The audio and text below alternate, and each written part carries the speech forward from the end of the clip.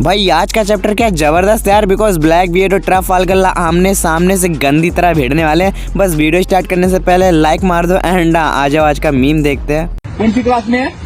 Class में है थोड़ी बहुत तो लड़की को कैसे मार रहा है? कैसे मार रहा हूँ?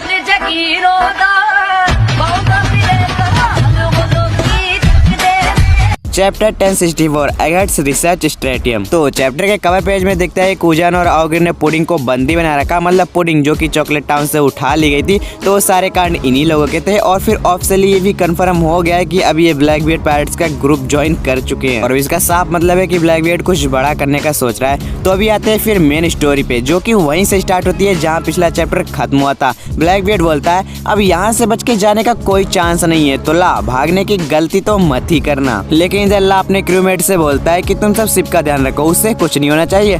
फिर ला के क्रूमेट शिप को पानी के अंदर ले जाने का प्लान बनाते हैं कि तभी इधर ला तुरंत रूम बना के ब्लैक बियर्ड को अपने एरिया में ले लेता है और पलक झपकते ही ब्लैक बियर्ड जिस घोड़े पर बैठा था उससे भाई 2 हिस्सों में काट देता है। अब ये देखकर ब्लैक बियर्ड की फट जाती है कि ला आखिर ऐसा कुछ भी कर सकता है क्या। फिर बोलता है तूने ऐसे कैसे किया बे, तेरे डेविल फ्रूट की ताकत अवेकन हो गई है क्या। अब हाँ यार, ब्लैक बियर्ड को नहीं पता ट्राफाल्गर लॉ के बारे में कुछ भी, इसका दिमाग हिल गया और फिर ये व्हाइट बियर्ड की पावर का यूज करता है क्वैक क्रैश, जिससे कि आसपास की सारी चीजें हिला कर रख देता है। चारों तरफ भूकंप सा आ जाता है, लॉ के क्रूमेट सब ढंग से खड़े भी नहीं हो पा रहे थे। और तभी भाई ब्लैक बियर्ड के क्रू का एक मेंबर लॉ के क्रू मेंबर के ऊपर एप्पल बम फेंक देता है। लेकिन लॉ के क्रू का एक मेंबर जिसके पास अजीब सी एबिलिटी होती है, वो भाई पानी के अंदर जाके बहुत सारा पानी पीकर एक तेज प्रेशर के साथ उन एप्पल्स की तरफ फेंकता है और फिर क्या भाई एप्पल बम्स हवा में ही ब्लास्ट हो जाते हैं। और फिर बोलता है अगर तुझे लगता है कि तू हमें पानी में हरा सकता है तो ये तेरा बहुत बड़ा चूतिया पाया। और फिर अगले सीन में दिखता है कि लॉ के क्रूमेट्स ने कसम खा ली है कि वो अपने शिप को कुछ नहीं होने देंगे और इधर लॉ अपनी स्वॉर्ड बड़ी करता है और ब्लैक बियर्ड के आर पार दे देता है। लेकिन अब इससे दर्द तो नहीं होता, ब्लैक बियर्ड समझ नहीं पा रहा था कि आखिर ये हो क्या रहा है। और तभी लॉ शॉक वाइल अटैक कर देता है जिससे ब्लैक बियर्ड को गंदा वाला झटका लगता है और मुंह से खून फेंक देता है। अब ये वही सेम अटैक था जो लॉ ने बिग मॉम पर किया था। और फिर इधर ब्लैक बियर्ड की फटी हालत देखकर ब्लैक बियर्ड का एक पालतू डर के मारे मुंह देता है और बोलता है अबे कमांडर, मुझे लगता है हमें शिप पे वापस लौट जाना चाहिए।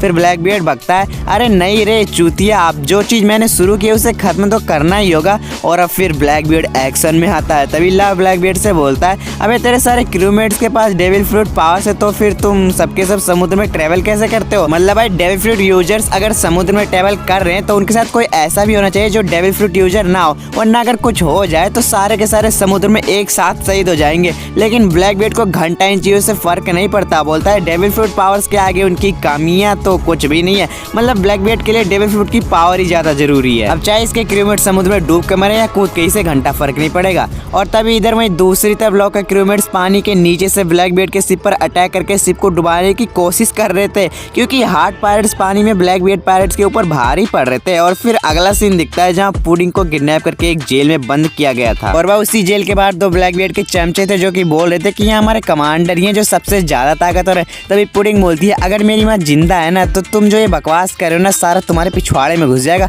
मतलब यार पुडिंग के कहने के तरीके से ये कंफर्म नहीं है कि उसकी मॉम यानी कि बिग मॉम मर चुकी है और फिर यही हाल काइडो का भी होगा। बट यहाँ अभी पुडिंग बोलती है कि अबे कालिया के चमचो, तुम्हें पता होना चाहिए कि तुम्हारा मुकाबला उस इंसान से है जिसे बिग मॉम का किलर बताया जाता है। और फिर न्यू एरा तभी बनता है जब कोई पुराने एरा को टेक ओवर कर देता है। और अब भाई पुडिंग के भाषण के बाद हमें तुरंत ही अगले पैनल में देखने को मिलता है कि ब्लैक बियर्ड और ट्राफाल्गर लॉ कतई जहर तरीके से लड़ रहे क्योंकि अभी ब्लैक बियर्ड ब्लैक वोटेक्स का यूज करता है। लेकिन धत अब क्या हुआ, फिर से सीन चेंज हो गया यार। नेवी हेडक्वार्टर दिखाया जाता है जहां बात चल रही होती है कि ब्लैक बियर्ड और ट्राफाल्गर न्यू वर्ल्ड के विनर्स लैंड पर आमने सामने से एक दूसरे से भिड़ रहे हैं। मतलब कि नेवी को प्रेजेंट टाइम की सिचुएशन का अंदाजा लग चुका है। लेकिन भाई agate this land of future यहाँ क्या हो रहा है। अब यहाँ पर पुलिस वेस्टमिंस्टर रुक चुका है, मतलब फालतू में जो लेजर से लूफी का पिछवाड़ा जला रहा था उसने ये करना बंद कर दिया। लेकिन यार यहाँ चल क्या रहा है, लूफी और बाकी तीनों भी 70 साल के बुढ़े बन चुके हैं और ये सब बॉनी ने अपनी डेविल फ्रूट की एबिलिटी से किया है और यही वजह है कि वो कोमा यानी कि पुलिस वेस्टमिंस्टर अचानक से रुक गया। अब लूफी बोलता है बॉनी ये सही नहीं है, तुमने हमें इतना बोला क्यों बना दिया। बॉनी बोलती है माफ करना, लेकिन यार वो मेरे डैड जैसे दिखते हैं और यही वजह है कि मैं उनके सामने कुछ नहीं कर सकती। चॉपर बोलता है सॉरी बॉनी, लेकिन लूफी और हमारी ऐसी दिखने वाली पैसिफिस्टा से बहुत बुरी यादें जुड़ी है। अब यहाँ चॉपर सबुंडी के इंसिडेंट के बारे में बात कर रहा होता है। तभी जिम्बे बोलता है भले ही अब ये कोमा नहीं रहा लेकिन फिर भी उसकी बेटी के लिए फेस टू फेस कोई भी एक्शन लेना या कुछ भी करना आसान क्या पॉसिबल ही नहीं रहे। लेकिन कुछ भी हो, मेरी नजर में तो कुमा सॉर्बेट का एक अत्याचारी राजा है, मतलब था। और फिर उसे नेवी ने पकड़ लिया, जिंदगी भर जेल काटने की सजा मिली। लेकिन फिर बाद में खबर आई कि कुमा का रेवोल्यूशनरी आर्मी से कुछ लेना देना है और फिर वेगापंक को भी कुमा के फिजिकल पावर्स में कोई इंटरेस्ट आ गया। और फिर वेगापंक ने कुमा के सामने पता नहीं ऐसा कौन सा डील रखा कि कुमा ने वेगापंक को खुद पर एक्सपेरिमेंट करने दिया, जिसके बाद फिर कुमा को एक वाल लॉर्ड के रूप में दोबारा समुद्र में छोड़ दिया गया और उसके जैसे ही कई क्लोन्स बनाए गए। तभी बोनी बोलती है मुझे यही जानना है कि आखिर वो कौन सा रीजन था कि मेरे डैड ने खुद पर एक्सपेरिमेंट करने दिया और फिर वाल लॉर्ड भी बनना पड़ा, क्योंकि वो गवर्नमेंट के कुत्तों के आगे तो झुकने वाले तो बिल्कुल नहीं थे। फिर आखिर क्यों वो साइबर्ग क्यों बने, कोई भी अंदाजा लगा सकता है कि ऐसी हालत में रहना मौत से भी बदतर है। अब जिम्बे बोलता हाँ ये बात तो मुझे भी सोचने पर मजबूर करती है, आखिर कौन सा क्राइम था जिस वजह से कुमा को उम्र कैद की सजा मिली। तभी बोनी अचानक से उन पर हमला करते हुए बोलती है मेरे पापा कोई दुष्ट अत्याचारी नहीं थे, उल्टा वो गवर्नमेंट से नफरत करते थे, जरूर इन्हें किसी वजह से फोर्स किया गया होगा। लेकिन यहाँ लूफी को किसी बात का घंटा कोई फर्क नहीं पड़ता, वो तो ये देखकर खुश था कि बोनी ने जिस हथियार से उन पर अटैक किया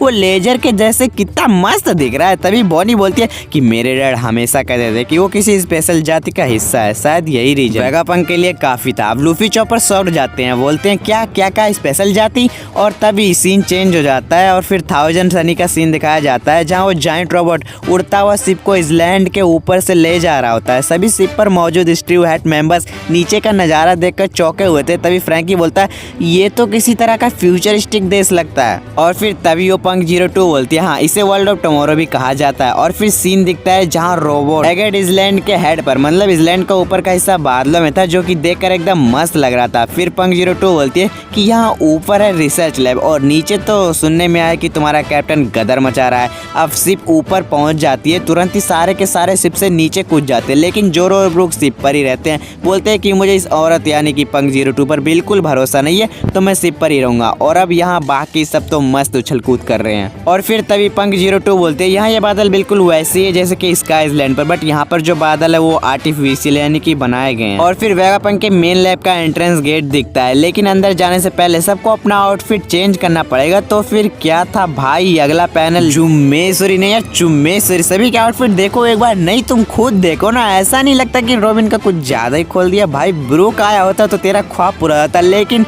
नहीं कोई बात नहीं, मैं पूरा कर रहा हूँ तेरा ड्रीम। और भाई फिर सीन दिखता है कि पंक 01 और वेगापंक की कॉल पे बात हो रही होती है, जहाँ वेगापंक बोलता है यार एक जीनियस साइंटिस्ट होने के नाते एक बहुत बड़ी प्रॉब्लम होती है, अब मैं खुद का फ्यूचर देख सकता हूँ और अब मुझे लगता है कि जल्दी मैं मरने वाला हूँ। पंक 01 बोलता है अबे पागल बुड्ढे साइंटिस्ट ऐसा भद्दा मजाक मत कर, अबे बुढ़ऊ और अभी मत मर, अभी मुझे तुझसे ड्रैगन के बारे में कुछ जानना है। और फिर भाई बस इसी पे खड़ा करके चैप्टर खत्म कर दिया। मतलब अब यार वेगापंक का ड्रैगन से क्या कनेक्शन है, और फिर ब्लैकबीयर्ड और लॉ की फाइट का क्या हुआ, और यार लूची कहाँ तक पहुंचा, अभी इन सब का जवाब आने वाले चैप्टर्स में मिलेगा। तो फिर अब सब्सक्राइब तो करना पड़ेगा ना, तो कर दो यार। अब जाता हूँ, अगले चैप्टर में मिलते हैं। बनूंगा मैं इतना जबरदस्त न कोई हो जितना, करना उनको मेरी परीक्षा, सिखाना लक्ष्य मेरा,